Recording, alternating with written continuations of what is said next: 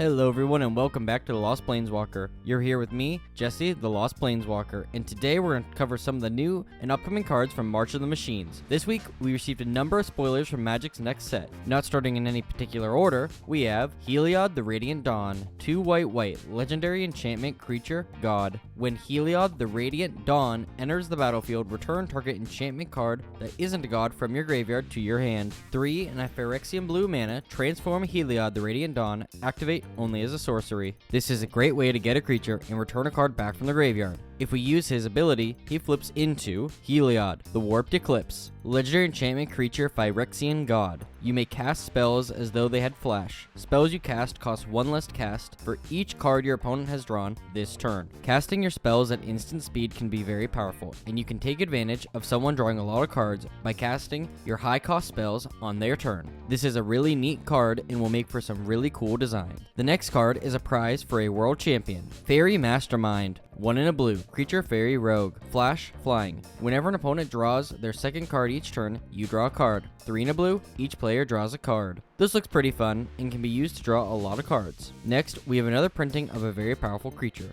Jin-Gitaxias. 3 blue, legendary creature Phyrexian Creator. Ward 2. Whenever you cast a non-creature spell with mana value 3 or greater, draw a card. 3 in a blue, exile Jin-Gitaxias. Then return it to the battlefield transformed under its owner's control. Activate only as a sorcery, and only if you have 7 or more cards in your hand. Using his ability, you'll be able to draw so many cards, and you can use abilities that discount your spells to cast even more cards and draw more cards to get in a loop. You can also flip him to reveal the Great Synthesis. Draw cards equal to the number of cards in your hand. You have no maximum hand size for as long as you control the Great Synthesis. Return all non-Phyrexian creatures to their owner's hand. You may cast any number of spells from your hand without paying their mana cost. Exile the Great Synthesis, then return it to the battlefield. The Great Synthesis is an extremely powerful ability that can be used late game to completely run over your opponents and give them no opportunity to recover. Next, we have a story spotlight card that tells us that Elsbeth isn't dead yet. Moment of Truth. 1 in a blue, instant. Look at the top 3 cards of your library. Put one of those cards into your hand, 1 into your graveyard, and 1 on the bottom of your library. On the precipice of eternity, Elsbeth made a choice. The fight would not end without her. This card seems really fun and a good story spotlight, but nothing really new for blue. Moving on to our second new story spotlight, we have Breach the Multiverse. 5 black,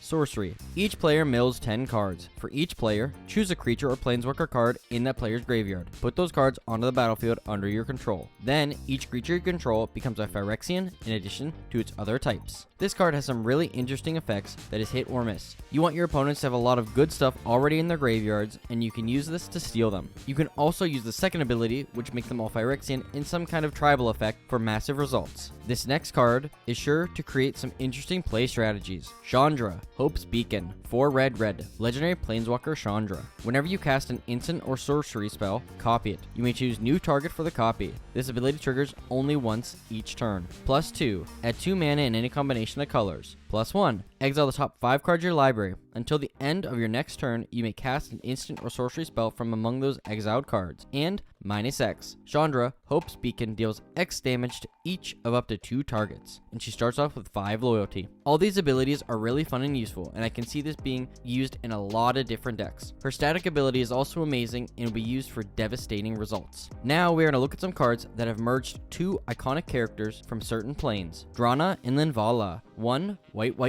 legendary creature Vampire Angel, flying and vigilance. Activated abilities of creatures your opponents control can't be activated. Drana and Linvala have all activated abilities of all creatures your opponents control. You may spend mana as though it were mana of any color to activate those abilities. This seems like a really cool card and shuts down some decks entirely and can have you take control of the game. That ability to let you use all those different activated abilities could make for some really cool, powerful combinations. Continuing on, we have Gulta and Mavrin. 3 green, white. Legendary creature Dinosaur Vampire. Trample. Whenever you attack, choose 1. Create a tapped and attacking XX green dinosaur creature token with Trample, where X is the greatest power among other attacking creatures. Or create X 1/1 white vampire creature tokens with lifelink, where X is the number of other attacking creatures. All I can say is at least it doesn't have haste. Gulta and Mavrin is going to be a super fun card to play with, whether you're making big or small creatures. This is perfect token colors and will make for some terrifying board states. This is one one card you'll get in all bundle boxes guaranteed, so if you want to get this monster, don't miss out. Now, maybe the most exciting card to be spoiled so far is Omnath,